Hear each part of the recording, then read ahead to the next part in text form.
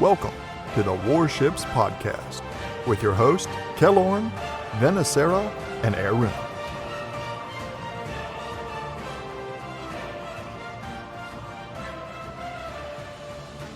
Hello, and welcome to episode 137 of the Warships Podcast. I'm your host, Kellorn, back from my vacation, and Aruna and Venacera join me today as we welcome Lord Zath back to the show. Zath, welcome back, and how was your trip to the CC Summit in St. Petersburg last week? Hey, thanks. Yeah, it's great to be here. It was pretty hectic getting out there, had a lot of crazy travel-related stuff, but the important thing is I got there, got to hang out with a lot of really cool people. To me, the most important part was being able to see and build relationships with the people that I've communicated with and interacted with over the past 4 years. And it was just mind-blowing being there. So who are some of the cool people that you met in person that you've been talking to over the years? Well, I mean, I've met Sub Octavian before, but of course, this was far more of an intense kind of 2 days. I'm hanging out with him and hearing him talk and stuff. Iro Gray was amazing. Being able to hang out with Winston Smith, who leads the Super Test program, was a real treat because I'm just sitting there in their production room, hanging out there. And oh, by the way, just across the way on the next table over is Dream Eater. So that was kind of neat to see him too. And then, of course, Iro Gray, who was a CC and then became now the head of the CC program and stuff like that. It was just a real treat to see all of them. Philigula was amazing too. So yeah, it was just I had some serious geek out times. And then, of course, one of the ones I wasn't expecting was Viseri, who we interact with on the CC Discord. And he came to us to hang out for a couple hours. And I'm literally playing the game in front of Iro Gray and Viseri and talking about the game. And they're legit interested in my experiences and what's going on. So it was just as a player, that was the coolest thing ever. What about some of the CCs and stuff that you were there with? Was there any names that you particularly enjoyed getting to meet? Oh, they didn't matter. I'm kidding, of course. Yes, well, I've already met iChase and I already met Sea Raptor. I'm good friends with Sea Raptor, as you know, and Majash and Senpai. So it was really cool, to hang out with them again, because I really missed them from Anchors Away Anaheim. So that was great.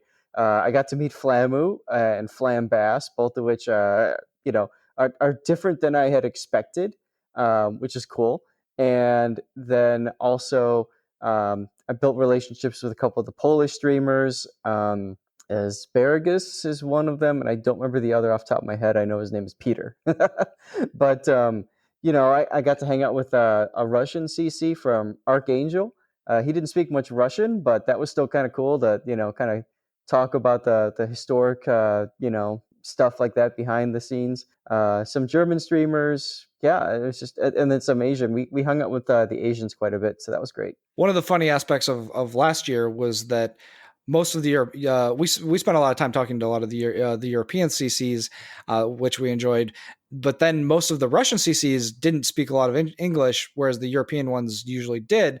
So we ended up using our phones to talk back and forth and use the Google Translate feature a lot to talk to the Russian streamers and CCs and stuff. Was there a lot of interface like that, or did you guys kind of stay in more national groups? Unfortunately, we were more national groups. They had basically two presentations that they would do, and they flipped them. So they did the reverse and split the Russians on one group, and then EU, NA, and Asia all in the other. So we didn't see the Russians as much as we'd like to. Obviously, for lunchtime, they would come and hang out and stuff like that, but that was about it. So we didn't really get to interact with them as much. So tell us the most exciting thing that happened outside of the actual presentations, the most exciting fun thing that you guys did while you were there. Oh, there were so many. So they took us, I know you guys went to the Naval History Museum, right? When you went? Yeah, that's correct. So they didn't take us there. They took us to Kronstadt, which is the island military hub of St. Petersburg. And we got to go to the Naval Cathedral there, which was amazing. We got to go to kind of like a naval artillery museum, whatever. We got to see 130 millimeter guns like you'd see on the Tashkent, for example. And then we also saw some of the guns like the secondary battery you see on the Kutuzov. So it was kind of just pretty awesome to see that kind of stuff. And then we also did like kind of like a boat tour, went out in the harbor, went past a couple of the fortifications, got stories about St. Petersburg and sieges and that sort of thing. And got really close to a couple of Russian ships that were berthed in port. And then, of course, we turned around and we're like, no! The guys were all like staring at them and drooling. So that was a really fun day. And then, of course, what brought it all together was later that night, again, hanging out with Iro Gray and Viserys. And I pulled up the Kronstadt port and I was able to look at that. We could see the cathedral in the distance. And we're like, wow. Everyone chiming in, thank you. It's actually a city with a population of 40,000. I don't know too much about Kronstadt. I didn't take time to do a lot of research prior to this trip. I had an awful lot of personal stuff going on prior. So this was kind of like, I'm just going to go and absorb it as it comes. And a very different experience for me that way. So which of the CCs got sick on the boat trip? Nobody got sick on ours. It wasn't very choppy. There wasn't a lot of waves and stuff like that. So I didn't see anybody that got really sick. But some of us enjoyed it more than the others. Me and Chase, we were right up at the bow. And there were a couple parts where it went up and down quite a bit, kind of like a roller coaster. And that's always fun. So who lost their passport this year? Nobody. Really? That's terrible, Arun. That's so disappointing. I'll tell you, there was so much attention to that. I think they asked us to double check that we knew where our passports were at least 3 times every day because they didn't want to deal with that problem again. Sounds fun. Thanks, Euro. Right. Alrighty. Well, you guys talked about a lot of things, and we want to talk about the presentations that you saw that we've been able to start looking at here as CCs that were not able to go in our media kits.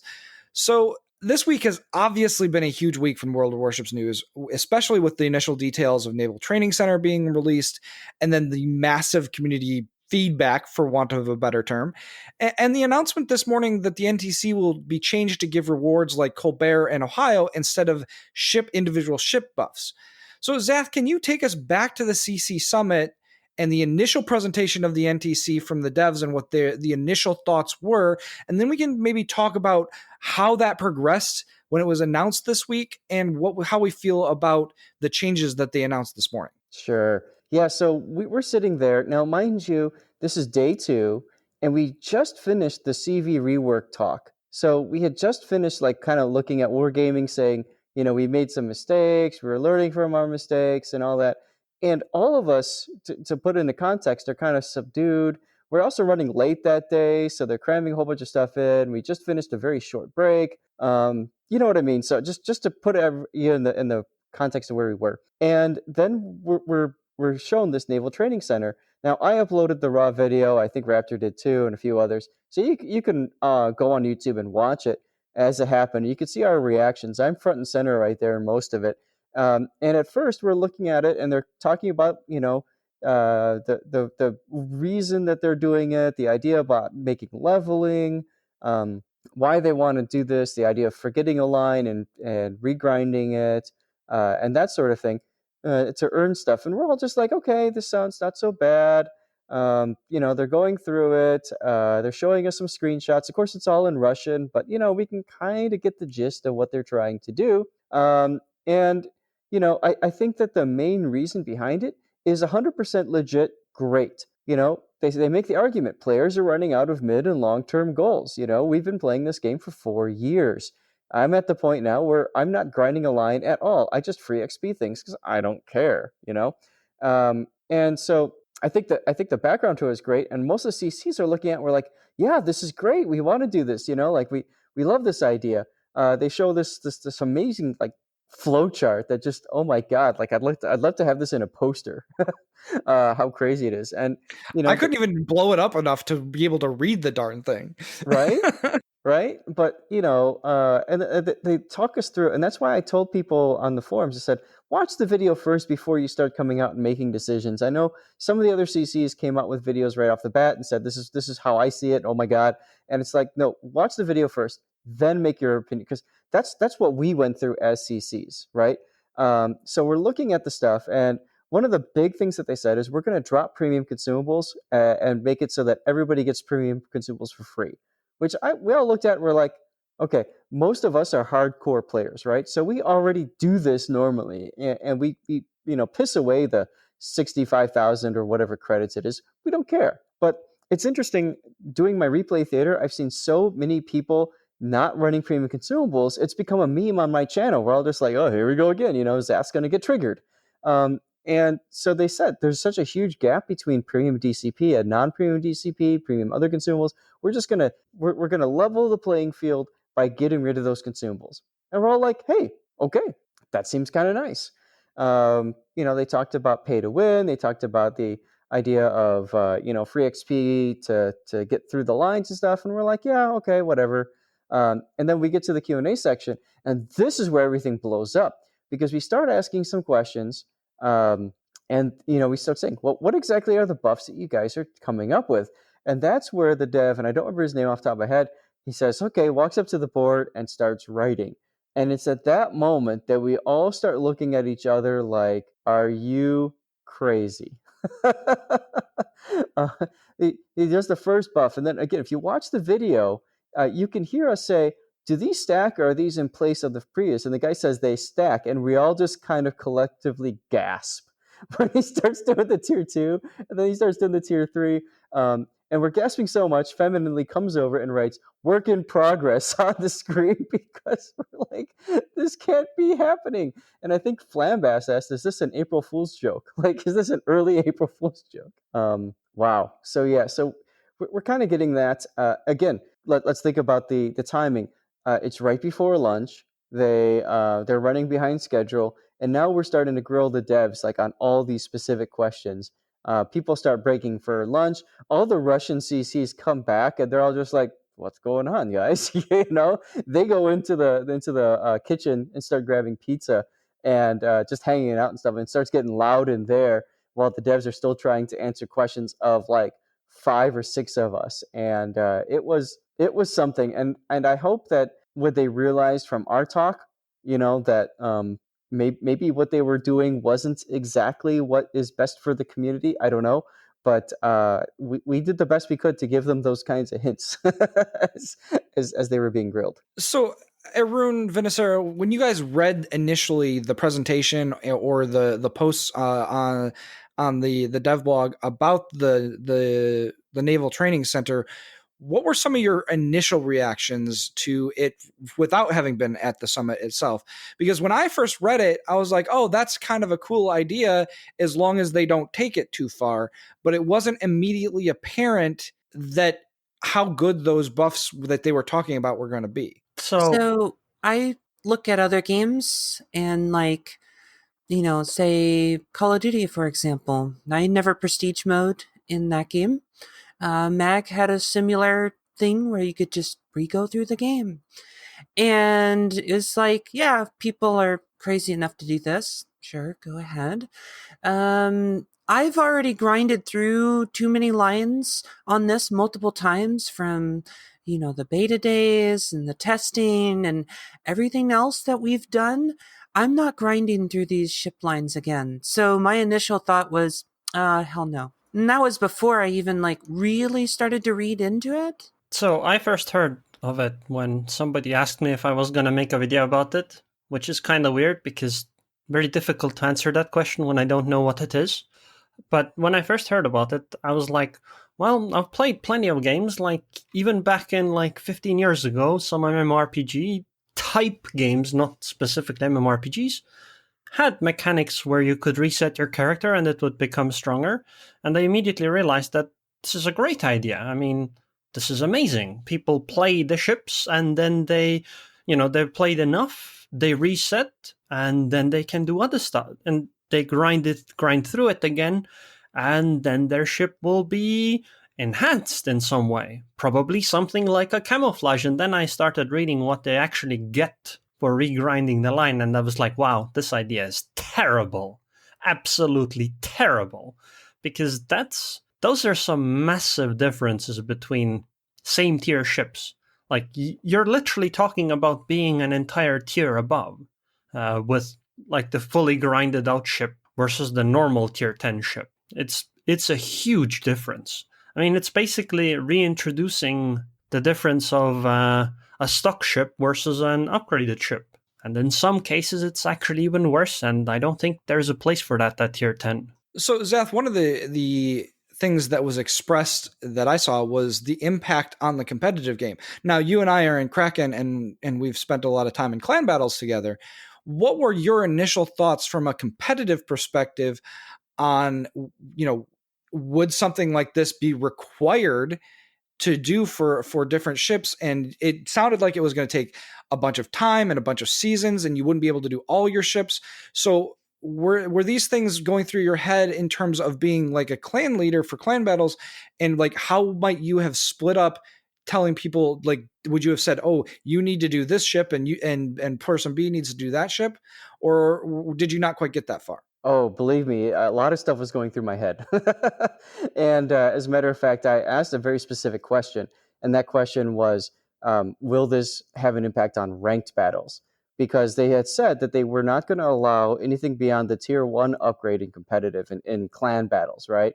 They also said that they were going to give everybody the tier 1 for free. So in my opinion, that immediately leveled the playing field. So as a clan leader in terms of clan battles, I looked at that and said, whatever. You know what I mean? Like, it's for right now, it's not going to matter. For a clan that starts up with new players who started the game and have to grind there and then have to earn their tier 1 buff or whatever, assuming that's how it worked at the time, but they didn't explain exactly how it would work. I thought, okay, well, that's going to suck for them. But that helps our clan, right? That's a buff for us.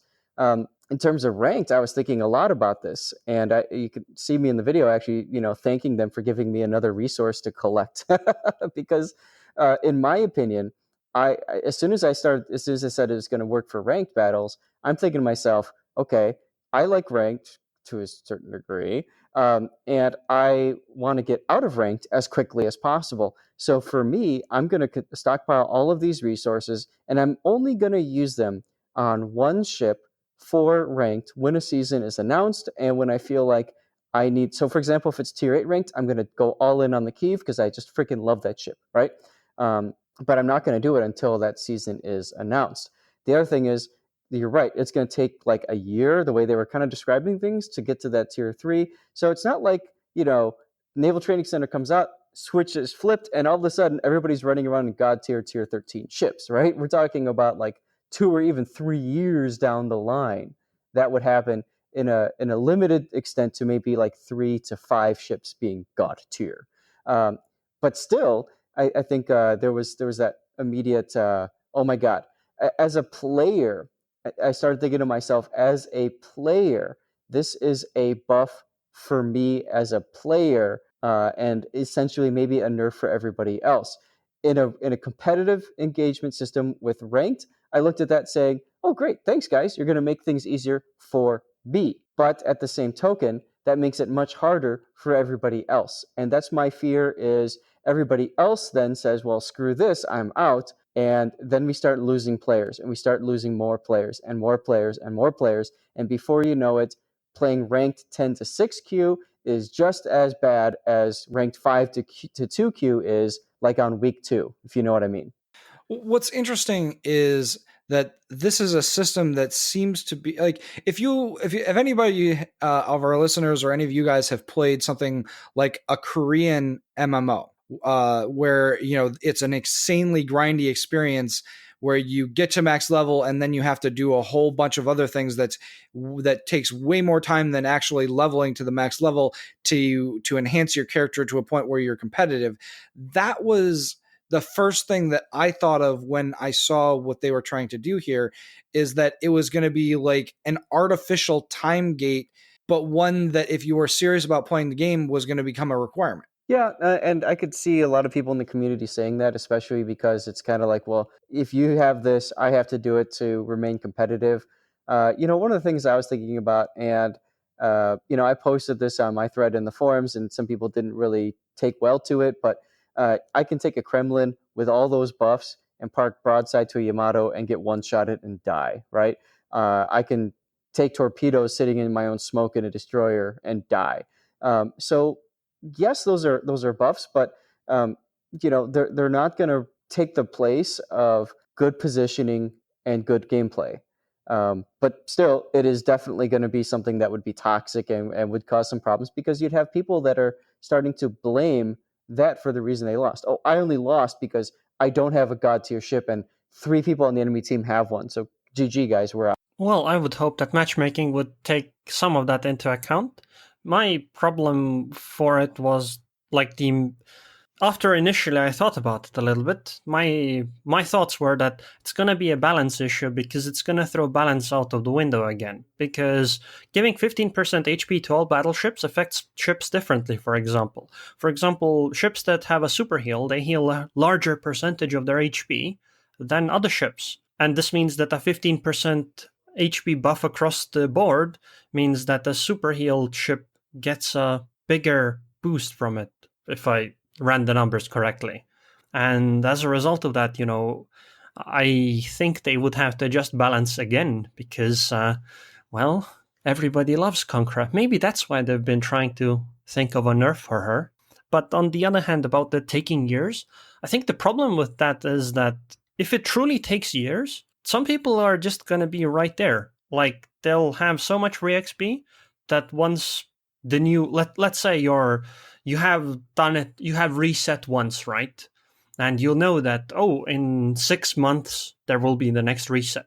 When 6 months rolls around, there will be players who will instantly grind through and I say grind here because they just free XP through the line again. And so if you just time gate it like that, it'll, it won't really change things. It'll just be easier on the development team, which I think is fine too, if matchmaking takes that into account. So this morning they announced that they were going to take away the individual buffs to ships and make the Naval Training Center be something, give rewards, like reward ships like Colbert or Ohio or things like that.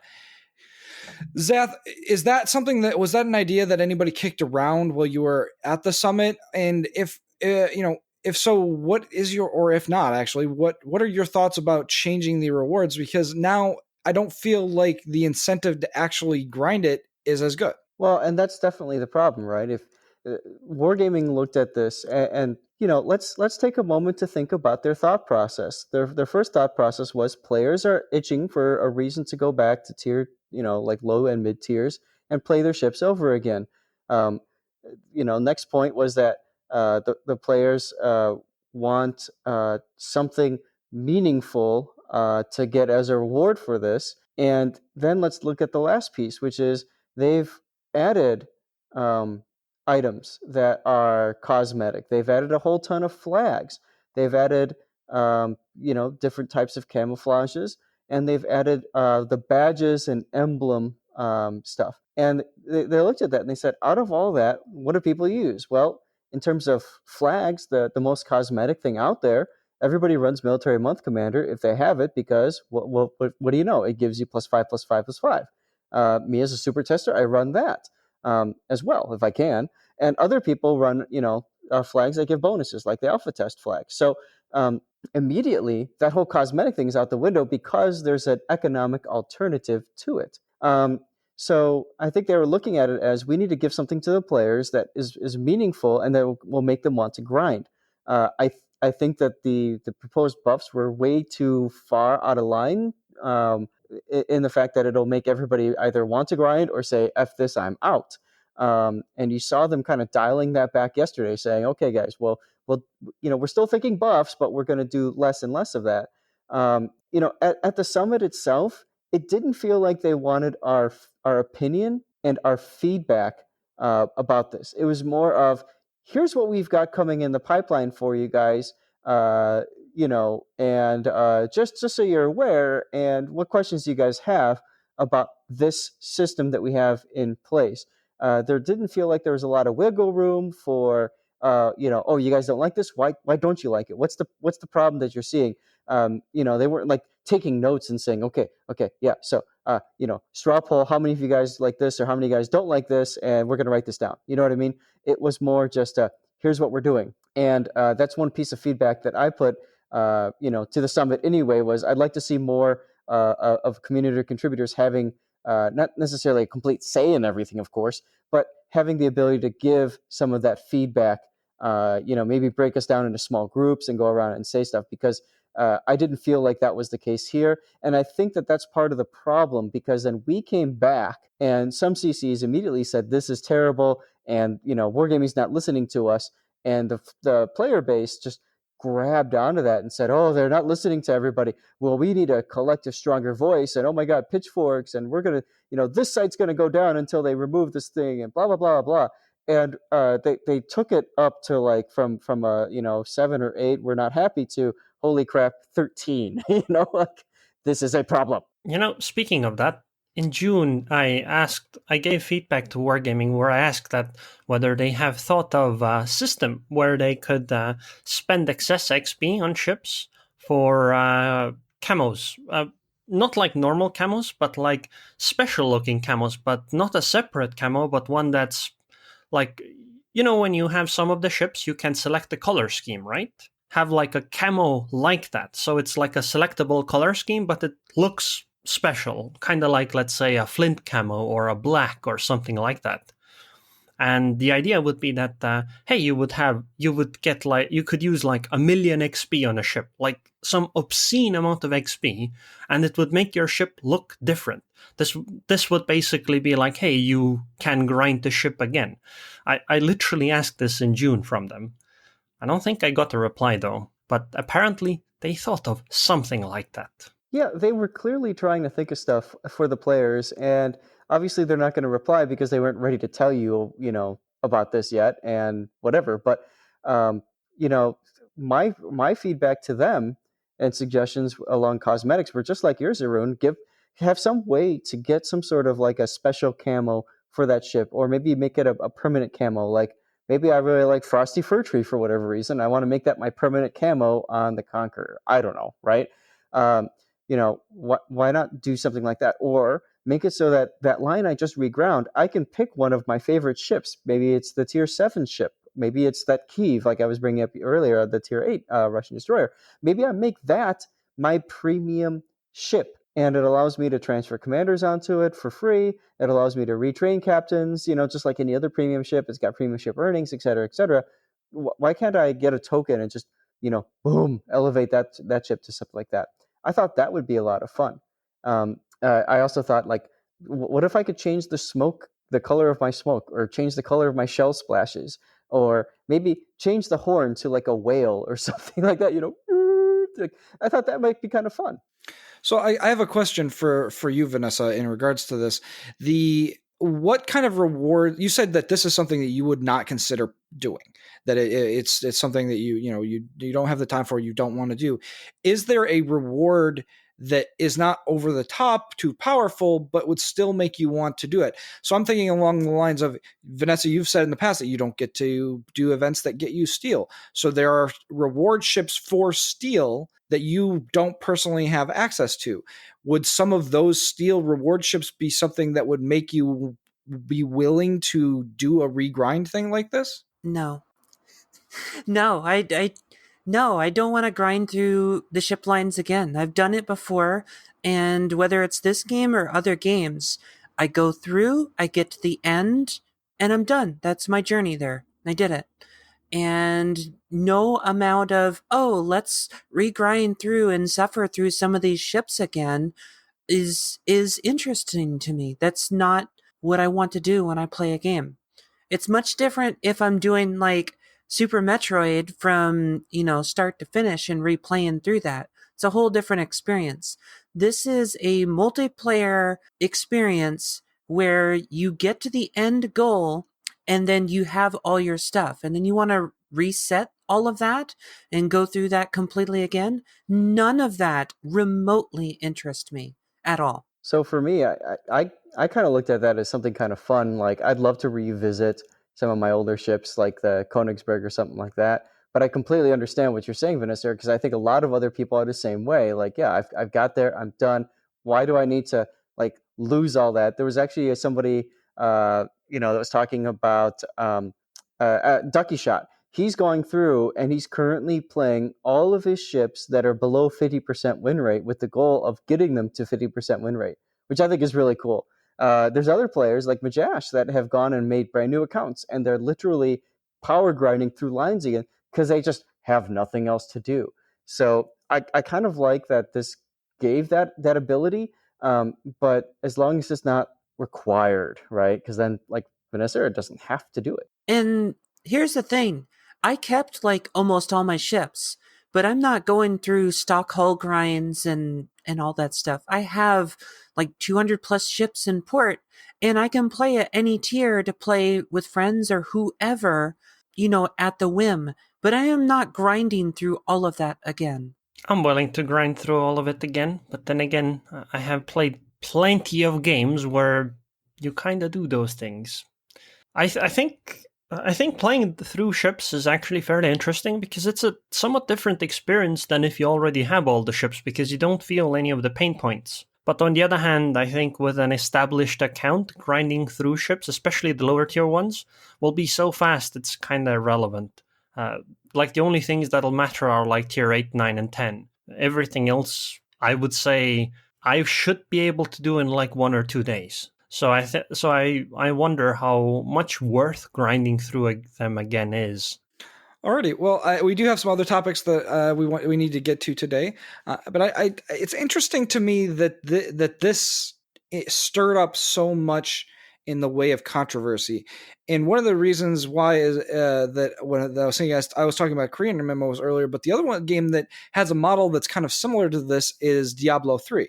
Is you play the game through on the first difficulty level, and then you go through and you play it again on a harder difficulty level. The analogy isn't perfect, but this isn't a new gameplay style that they just came up with. Just to interject, that's not how Diablo 3 works anymore. I think since Reaper of Souls it has been different. But it is how it used to work, and Diablo 2 works like that. Path of Exile also used to work like that, but not anymore. But it is a common style of gameplay, and it is something people like. Yeah, but this is not New Game Plus. True. So I'm looking forward to seeing where this Naval Training Center kind of falls out, because right now I feel like they backed off of it a little too hard, and that the rewards are not going to be sufficient for a lot of people to actually pick it up and do. But we'll see where it ends up after testing, and I'm sure that we'll be giving feedback along the way as we see it. Now, the second major topic that we got a presentation on from the CC Summit was the progress report on the CV rework. And it's a bit ironic, since the first iteration of the CV rework is what we tested at last year's summit. And then this year, you guys got to talk about how it all fell out. So, Zath, can you guys give us a quick rundown of the devs' perspective on how the CV rework played out and what their thoughts are for the future? Oh, absolutely. Yeah. So the big thing that they talked about as we were going through this is, thinking back to what happened at the beginning and, why. So the idea of they wanted to make anti-air relevant again. They wanted to find a way to deal with the skill gap. And the big thing that they found was that carriers had a huge influence in the battle, more than any other class. And they wanted to try to dial that back a little bit. They, of course, also wanted to see more people playing carriers, with 15% playing before 8.0. And then immediately, of course, the new shiny is out, so 29% are playing. But it's now stabilized to 22%, which is a 7% gain, which sure doesn't sound like that big of a deal until you realize that's almost 50% more players than previously. So that's kind of what they started with. They showed us a bunch of data and spreadsheet joke stuff here. Anyway, and they talked about popularity. They talked about other stuff, retention, that sort of thing. To me, I thought the most interesting part was when they talked about the average win rate of old versus new, and you could see there that change is there. So fewer people are losing as much as also fewer people are winning as much. So they're kind of making the argument that the skill gap has started to kind of be reined in a little bit. Also, average damage has gone down, average kills has gone down, even average spotting damage has gone down, which is hilarious when people are saying, "What CVs just focus me all the time," which is of course true. So they gave us some more stuff. They talked about some of their conclusions and stuff. And so what they're trying to make at the beginning here, I think the argument they're trying to make is, hey, all the data is telling us that everything's working great, but the players are coming out and saying, this is crap, right? Everybody's focusing me. I'm just getting killed. I'm not having fun. There is no counterplay. So I think one of the important things that they realized as they were looking at this is, how can we impact, the level of influence in games. One of the things that confused the heck out of them is they looked at the damage that's taken by destroyers, battleships, and cruisers, and it actually looked about the same. Every carrier, was hitting every class about the same, but it was still impacting destroyers far more than they wanted to. So they were taking a look at stuff and they were saying, what can we do to balance things and maybe take carriers down a notch and stuff. And what they realized, of course, is they had put together all this time and effort. And one of the things we learned in St. Petersburg is that they have gone to a kind of a strike team setup. So you've got a strike team that's set based around one concept. There's a strike team that's on Naval Training Center, for example. There's one that was on the CV rework. And so instead of saying everybody is, there's 5 people that are doing artwork for the game, well, in reality, one of those 5 is doing CV rework artwork. One of them is doing Naval Training Center artwork. Another one's doing a line of ships, et cetera, et cetera. So they obviously allocate resources accordingly. And they allocated resources to deal with the CV rework and to continue supporting it through patches and stuff. But the problem is that there were so many stability issues with the rework, with the way the client was set up and stuff, and we're still dealing with that now, that instead of balancing the game, they spent more time fixing the game and patching the game to make it playable. So the problem comes into play when they make it live. Everything's out there, and all of a sudden you've got these carriers that are just super OP. I mean, I'm sure everybody at this point has seen that 500,000 damage game that Gaishu posted or whatever, right? And so they're seeing this and they're, oh my God, this is blah, blah, blah. And meanwhile, the devs are like, okay, the system is working.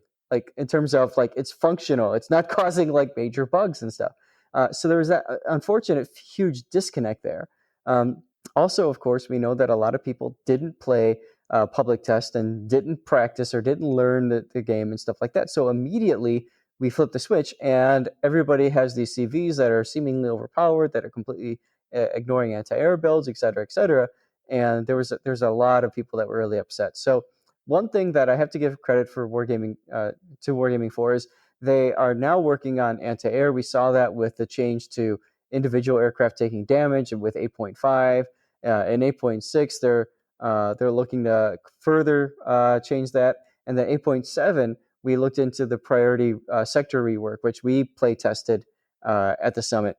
And that's a little bit of a different ball of worms. But the cool thing about it is at least it makes players feel like they are having a bigger impact. At least there is some sort of a counter play. So then we go from there into what the priority sector is and the idea about it, and some of the conclusions that they had, that sort of thing. We had, of course, the usual question and answer session. But the amazing thing is going back up to one of the things that they did was they kind of showed us the battle influence and what was going on and what was happening. And they showed us what the engine boost nerf did, that 0.8.4 brought. And it was a pretty large drop to the battle efficiency of carriers, and at the same time, almost an equal improvement in the the battle influence of destroyers. And I thought that was really quite interesting. For those of you following along in the document that I posted on the forums, and you've probably gotten elsewhere, that's page 20. But you could see the difference there.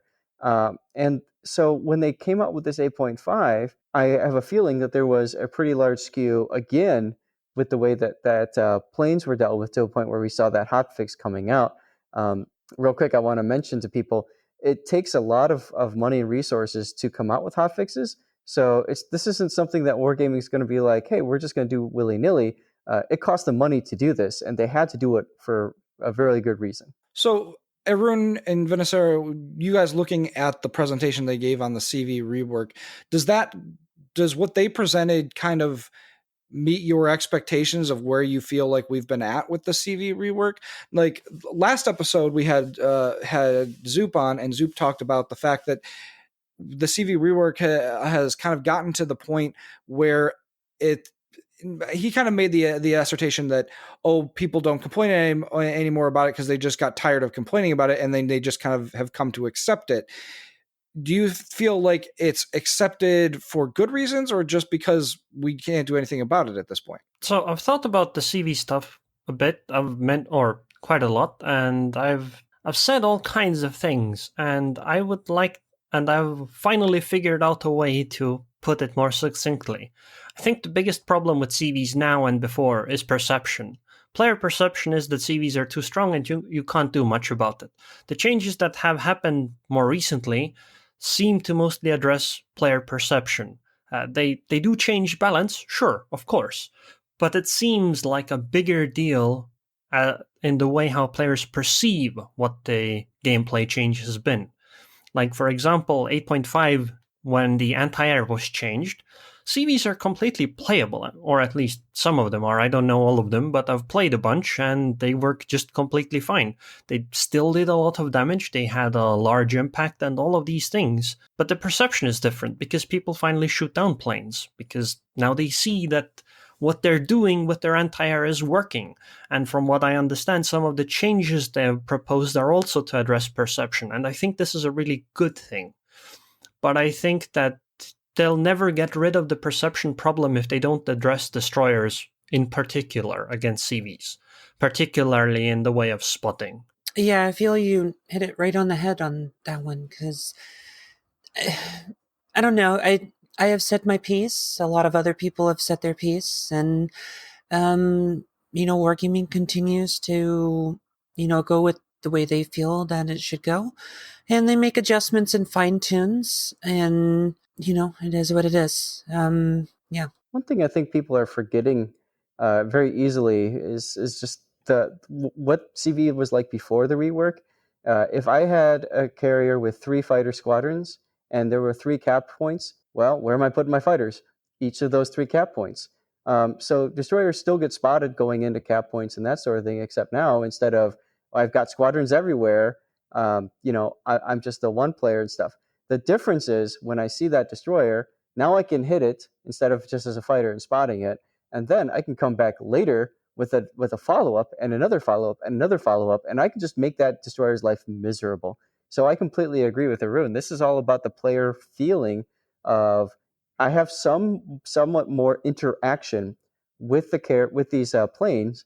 I'm shooting them down now instead of, remember before they didn't even give us a counter, so we couldn't even see how much damage we were doing to planes. Then they gave us the counter to make us feel better, like we were helping, and then we still didn't shoot down any planes. So we were all just like, okay, great, what's the point? So now we're starting to finally feel like we're making a dent or we're making an impact, and I think that's important in how things go. And it's a step in the right direction, at least. There's something that I feel that people always forget is that you generally had another carrier, well, later in the RTS style, and almost always you had fighters versus fighters. That was a thing. And, now the fighters are a joke. I've never seen an actual circular orbiting dumb fighter group actually shoot down any plane. And beforehand, you could get harassed, but you know what? You had a CV on your team that could come along and shoot down those planes if they were competent. So, there was some play and counterplay there with the old style carriers. Now there is not. And now there is, here you are. I'm going to harass you. And then not even 30 seconds later, here's the next wave of planes to come to harass you again. Oh, all right, here's the next wave of planes. So I'd like to somewhat disagree. I agree that there is no, CVs don't really fight one another. And I think that's one of the biggest reasons why the skill gap has narrowed between CVs. However, I think also that there is some counterplay. So when I play CVs, I played ranked in CVs, and I ended up ranking out with a CV. And something I noticed is that pretty much every time when the CVs launched and destroyers sailed towards a cap, the CVs would fly over the part of that cap and they would drop a fighter exactly on that position, like to cover like part of the cap so the destroyer can sail into the cap. And if an enemy CV didn't pay attention to those planes, they would run into them and their squadron would get shot down. If they did pay attention, they would avoid the location of the fighters, but this also meant that they're not affecting the DD. And I think this kind of gameplay does happen. It's just that you don't really see that in a random battle, because in a random battle there are far too many players, so you'll never cover the 3 caps that all 3 of your destroyers are going towards. In ranked you can, because they're going for only 1. So one last thing before we move on to the next topic. Zath, you said you guys got to play a little bit with the sector control. That's actually one of the other upcoming changes that was put on the dev blog. They're talking about changing it so there's like an instant spike in DPS when you change the sector, and then it goes down, and then it kind of ramps up again to a higher level on that side. How did you feel that gameplay, or what was that gameplay like when you tried it in St. Petersburg? And do you think it's going to be an answer for some of the problems that are being happened? Well, I mean, it answers some of the problems that we have right now. So, for example, right now, if I want to change sectors, I have to hit the tilde key by default, which means I'm taking my hand off of WASD, which, of course, there is a problem right there. And then I get this giant pop-up that says, well, which way do you want to go, George? And I have to click on one or the other, and then I have to wait for it to do it. And as a system, it's pretty clunky.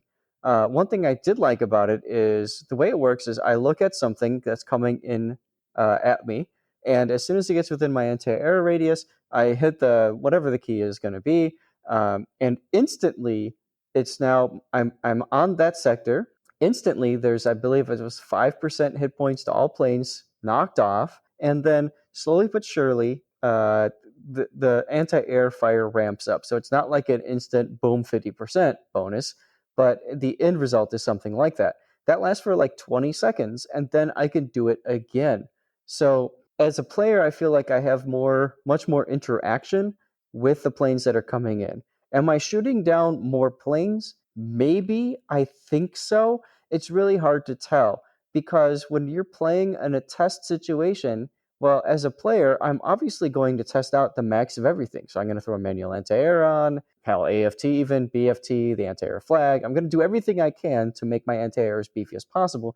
When in the real world, in random battles, I'm probably not going to have a full anti-air build ship. So, that's one of the problems that we have with testing, right? Is we feel like it's a certain way, but we don't really know how it's going to be until we get to live. We test under normal live conditions, and me as a player, I play as a normal player. Same thing with everybody else. So one of the big things that players have against wargaming is, you guys don't test stuff. Of course they test stuff, but it's in a very different environment than it is on live, and we don't know how it's going to affect things until it gets to live. So I think it's a good change. I think it's going to make players feel much more comfortable with how they're playing the game and how they're able to do damage against planes and that sort of thing. And then the nice thing is wargaming will just simply change things around then to get to that balance point that they want. And everybody's happy, right? The spreadsheet says things are good, and players are feeling like they're having counterplay. And that's I think is the entire goal of this entire rework arc. Alrighty. Well, the final presentation from the CC Summit, Zath, was the one on ship balancing. And this was one that was really difficult for me to follow just looking at the presentation, and I didn't get a chance to watch the video, but that maybe that would have been able to help out. But can you give us some idea of how the Wargaming dev staff thinks about ship balancing from their perspective, especially compared to how the general population thinks about ships balancing? Oh, absolutely. And if you don't mind, I'd like to take it a step further and tell you about something that we really haven't talked about yet out there, but it was embargoed, so I can't talk about it. And that is, we designed a ship. But anyway, let's talk about how to balance. So this was mainly talked through by Sir Nelson, who's an amazing guy. His name, I think, is Ivan. But he was just, he's one of those guys that is clearly a numbers person, and is highly analytical. Like when you talk to him about stuff, you can tell like the gears are turning in his head and stuff like that. So he talked about the development cycle, how things worked. And by the way, this is a PDF that was posted. I posted on the forums. I'm sure it's floating out there and stuff like that. So people can follow along too if they want. But they talked about, obviously you've got your historical research. What do we know about the ship? They talk about how are they going to bring it into the game. And then they think about, what's the ship going to look like and how that works. They start doing modeling and build it all together. They take it through a few balance swings. So as a super tester, I can comment a little bit about this too, which is I think helps to shed some light on what we do as super testers. But basically, there's at least one balance cycle that's internal developer only. So they'll play around with it and say, how does this ship feel? Is it working right? Are there any bugs that they see? Stuff like that. And then they go into production test and how everything works on that production test. With stuff. Oh, actually, sorry. Before we get to that, there's typically a super test round as well. So we take it as super testers and try it out as well and see if there's any major problems. Those are typically bug fixes. We're looking for issues with, turrets not turning properly, that sort of thing, animations being wrong. Sometimes we'll get feedback about the ship is too strong or the ship is too weak, stuff like that. But typically that doesn't come into play until we get into the production test, where we take it to the live server and we are playing the ship and we're getting accurate, immediate feedback and data about how things work. One thing I like about it is they look at things from a cycle and they say on the production test, okay, it's out there. We're going to analyze the data. Does it look okay? If yes, good, it's ready for release and we're good. If no, then they're going to make some changes to it. And that's where now we're starting to see they make changes typically 2 weeks into the production cycle. They'll say, okay, this, and that ship aren't working right. So we're going to make a couple of tweaks and see what happens to it. We're going to post that on the dev blog, of course, and then we're going to put it back out on test. We're going to analyze it. And it just keeps cycling like this. And so then they started showing us some of the statistics that works with it. And to me, that was really eye-opening, right?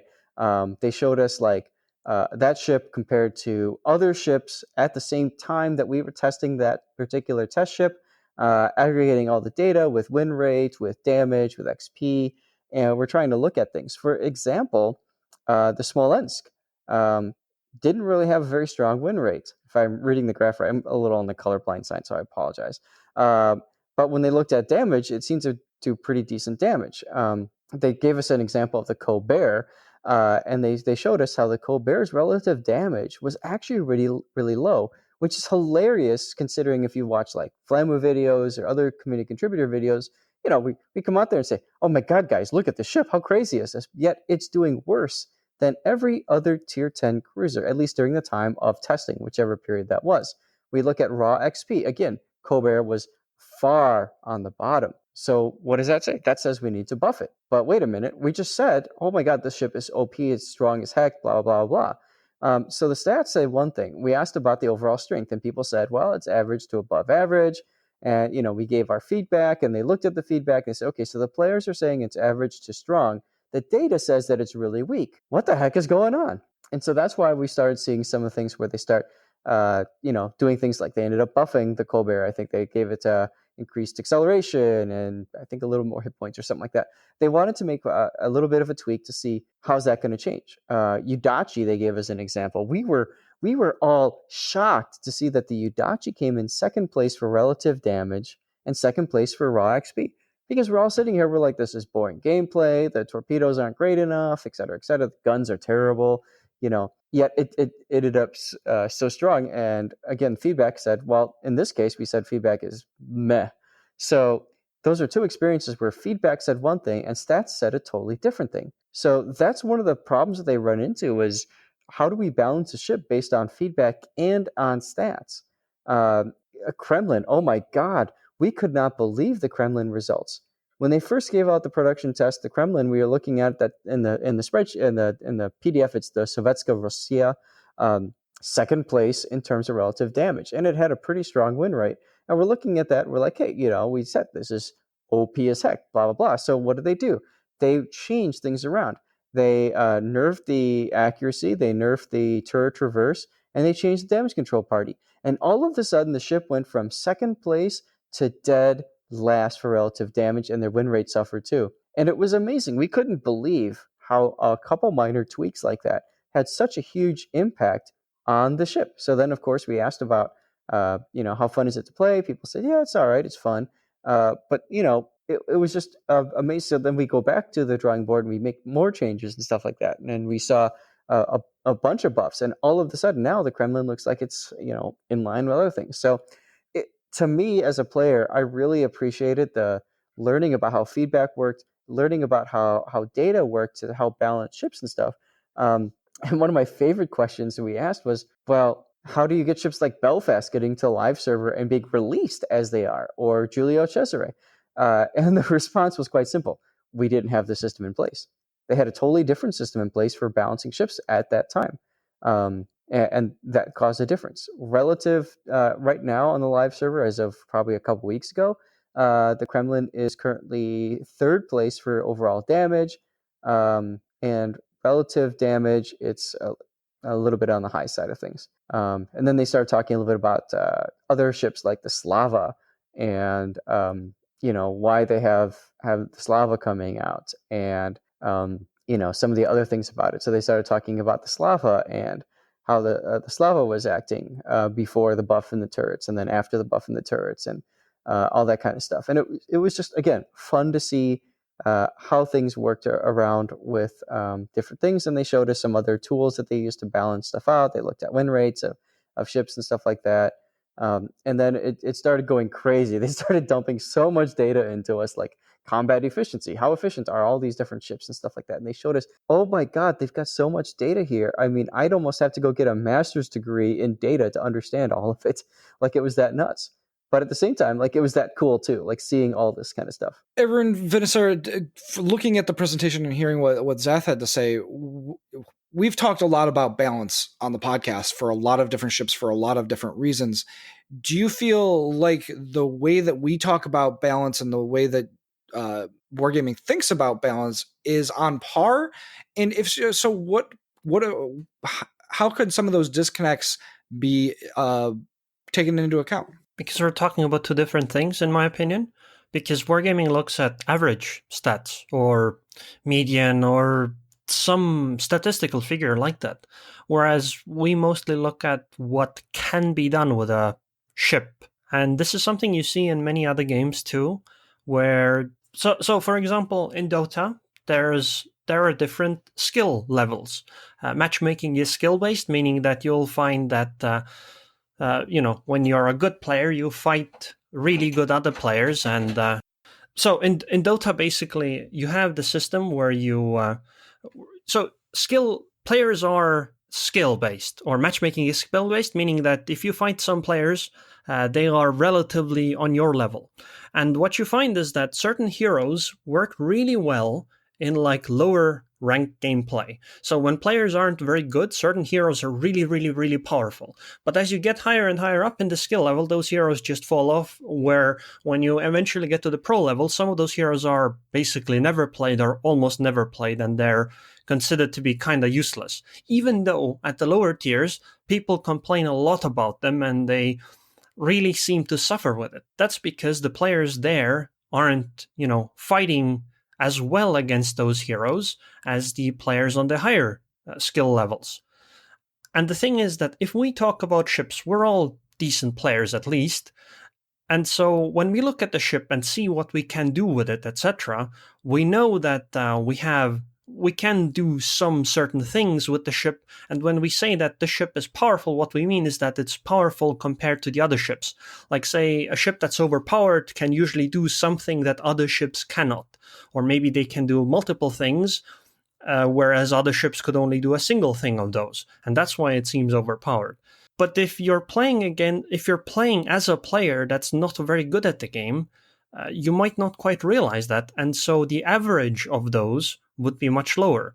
And from what I understand, when Wargaming tests, they do have plenty of players who aren't excellent players. So when they look at average stats, they might actually end up getting statistics that would say that, hey, if players are average, this is what it would look like.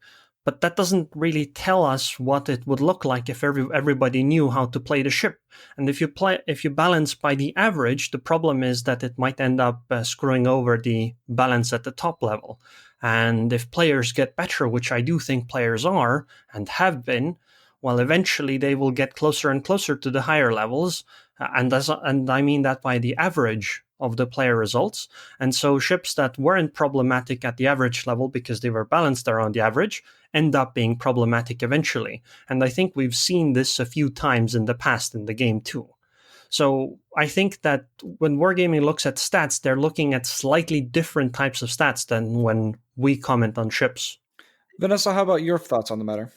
I think part of the issue here is also the fact that you have such varying different play styles between the servers. I think that you have, probably, I don't want to say disconnect, but it almost strikes me as kind of a disconnect, if you will, where you have wargaming, which is so data driven, and they talk how much they are data driven and how much they see things via data.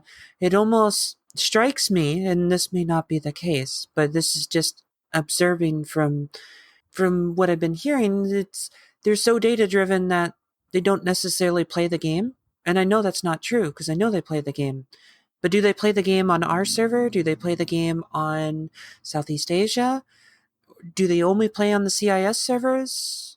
Like, I feel in going back to like Slava Poveda, like just the sheer disconnect, if you will, of how we tested those ships and our results, at least on NA, and I'm sure you probably saw the same with just how effective that ship is. And then the CIS has a completely different view of it. And, I don't know entirely what's going on there. How do you not play on the other servers? Do you only look at data? And I know they play because I see them, in the game playing, but it just strikes me. It's just that perception, if you will. And I know that's kind of negative, but it just, when I hear these things, that kind of reinforces that. And I hope that wargaming could address that because and you have people who are so analytical. It's like, do you even play the game? Do you even get in the ship, get on the different servers and see how that ship feels and how players are experiencing it, both from, really high level gameplay and also people who are not that experienced or new to the game? Basically, I would like to hedge my bets with the earlier comment slightly and maybe explain what Vanessa was saying. So you can look at data, but what does data do? It means that you take a whole bunch of information you have and then you try to distill it into certain values, numbers that you can easily reason over. Now, the thing is that you lose some information when you do this kind of a process. And one thing you can look, like, for example, you can look at data like this. You can look at win rate on a ship. But there's a difference if you look at win rate on a ship on NA, on EU, on the Russian server, on the Asian server. If you take it as a singular number, you add all of these win rates up, you average it out, you get a singular number. But you lose the data that maybe NA had a 55% win rate of this ship, but maybe Asia had like a 45% win rate with this ship. Obviously, it comes down to the way that the players play there, what the metagame is, etc. But some of that information can be lost, so it depends on how good that data is. So even if you are data-driven, if you don't take quite the right data, that is always appropriate, you might lose the focus that you're on. And I think Vanessa's comment about playing the game quite a lot and playing on the different regions is really important because that helps you keep yourself focused to basically have a sanity check on whether the data actually represents the game. So, Zath, they had some different slides of different ships on different servers. Is that something that they addressed a little bit while you were talking to them about, or while they talked about balance? I think so. That was, at this point, I think this was like the last presentation or second to last presentation, like out of the 2 days.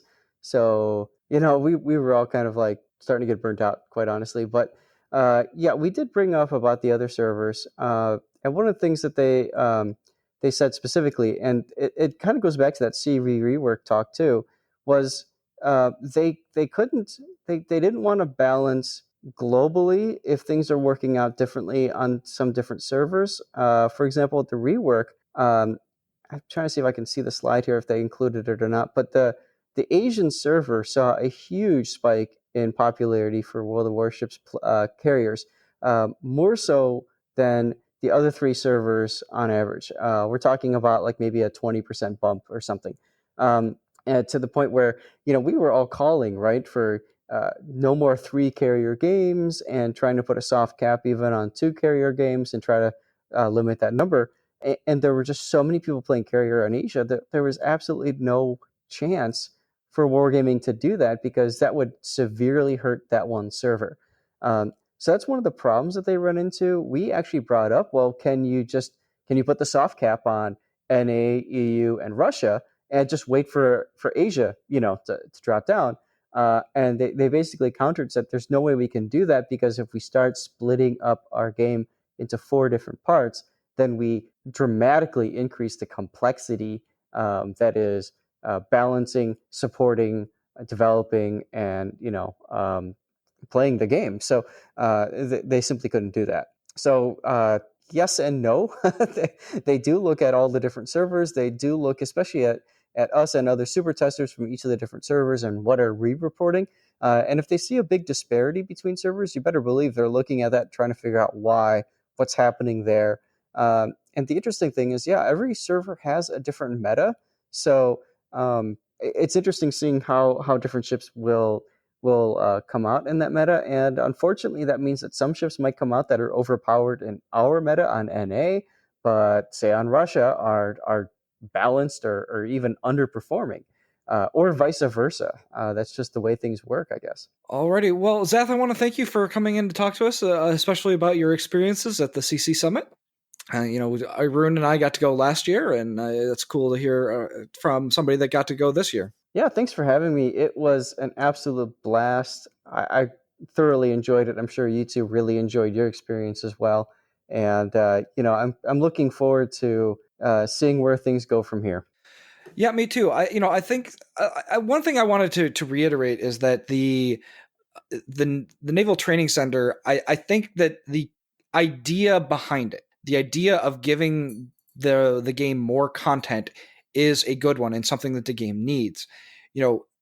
I want people to kind of focus on the fact that it's the implementation of things like this that need to be careful of, rather than blanket saying we don't want this, if that makes sense. Absolutely. As a matter of fact, again, thinking about the timing, we all just finished coming out of the CV Rework talk, and we're all like, okay, we feel more comfortable on things. And then they give us this, and we're like, oh my God, everything's on fire. You know what the easiest way for them to realize this would have been?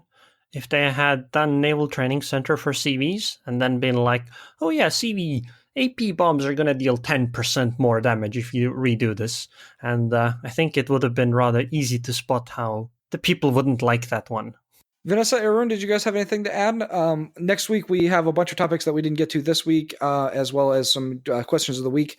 We're obviously quite a bit over time today, so I didn't want to go too far. But did you guys have anything that you wanted to touch on before we call it today? Yeah, I'm just glad I have working internet and that things are not conspiring to me not to be on the show.